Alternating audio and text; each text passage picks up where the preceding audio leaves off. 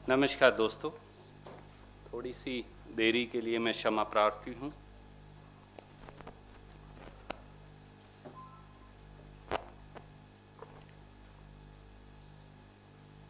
Rafale के भ्रष्टाचार का खुलासा अब हो चुका है। राफेल में जिस प्रकार से पैसे का आदान प्रदान हुआ, राफेल घोटाले में जैसे सरकार के खजाने को चूना लगाया गया, राफेल खरीद घोटाले में जिस प्रकार से कीमत बढ़ाकर हजारों करोड़ रुपया 21,075 करोड़ रुपए की अतिरिक्त भुगतान किया गया। यह कोई छोटा मोटा घोटाला नहीं। अब जो कागज सामने हैं, तथ्य सामने हैं, उनसे एक बात साफ है कि राफेल खरीद में यूरो 2.81 बिलियन डॉलर यानी 21,075 करोड़ रुपया 2016 के यूरो के रेट के मुताबिक अतिरिक्त पैसे की पेमेंट हुई है। यूरो 2.81 बिलियन यानी 21,075 करोड़ रुपए का अतिरिक्त भुगतान किया गया है। राफेल घोटाला अब सबके सामने है। तो दोस्तों, एक बात साफ है, देशवासियों, एक बात साफ है, ये खाते भी हैं, खिलाते भी हैं और पकड़े जाने पर गुराते भी हैं, चोरी भी और सीना जोरी भी। जो सबसे ताजा साक्ष्य और तथ्य अब एक फ्रेंच वेबसाइट के न्यूज पोर्टल के हवाले से सामने आए हैं, उनसे साफ है कि राफेल खरीद में मैसिव, बहुत भयंकर भ्रष्टाचार हुआ, देशद्रोह हुआ। मैं दोबारा दोहराता हूं, देशद्रोह हुआ, देश के हितों से खिलवाड़ हुआ, राष्ट्रीय सुरक्षा से समझौता हुआ और सरकार के खजाने को यूरो 2.81 बिलियन या 2016 के रेट के मुताबिक, आज तो वो 39,000 करोड़ बनता है, पर 2016 के रेट के मुताबिक 21,075 करोड़ का चूना लगाया गया।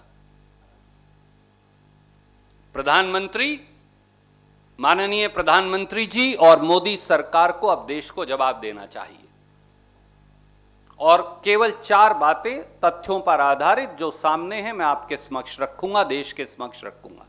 पहली, क्या यह सही है कि रक्षा मंत्रालय की negotiation team, Indian negotiation team जो थी, उनके मुताबिक 36 राफेल लड़ाकू जहाज, पूरी वेपनरी, सिमुलेटर्स, मेंटेनेंस, इन सब की कुल मिलाकर लागत केवल 5.6 बिलियन यूरोस थी। मैं दोबारा दोहराता हूं, क्या यह सही है कि रक्षा मंत्रालय भारत सरकार के मुताबिक, और यह कागज अब जो दलाल से पकड़ा गया है ईडी का, यह सामने है, यह पहली बार यह कागज सार्वजनिक पटल पर सामने आया है, मैं आपको भी भेज रहा कि क्या रक्षा मंत्रालय के मुताबिक 36 राफेल लड़ाकू जहाजों, उसके सारे हथियारों, सिमुलेटर और मेंटेनेंस की कीमत कुल यूरो 5.6 बिलियन निर्धारित की गई थी। क्या यह कागज जो आज तक सार्वजनिक पटल पर नहीं आया था, जो एक दलाल से ईडी ने पकड़ा है और अब एक फ्रेंच की वेबसाइट ने जिसे जग जाहिर किया है, क्या इसमें यह बात स्पष्ट तौर से नहीं लिखी गई?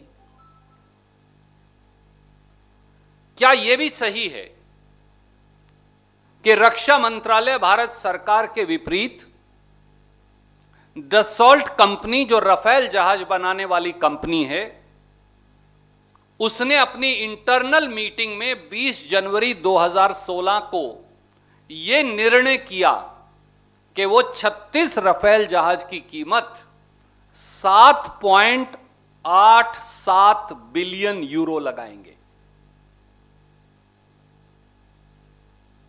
क्या यह भी सही है कि इंडियन नेगोशिएशन टीम ने दसॉल्ट के इस 7.87 बिलियन यूरो के मूल्य निर्धारण को अगले दिन ही खारिज कर दिया?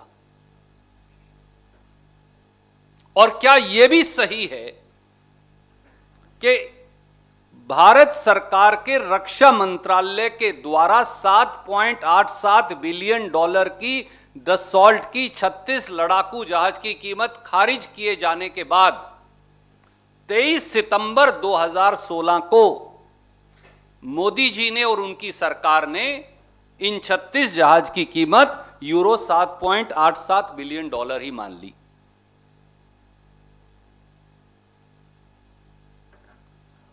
तो फिर देश को बताएं, कि वो क्विड प्रो क्वो क्या थी जिसके तहत रक्षा मंत्रालय के द्वारा निर्धारित कीमत को खारिज कर दसॉल्ट द्वारा निर्धारित 7.87 बिलियन डॉलर की कीमत मानकर मोदी जी ने उन्हें 36 जहाज के खरीदने का निर्णय किया।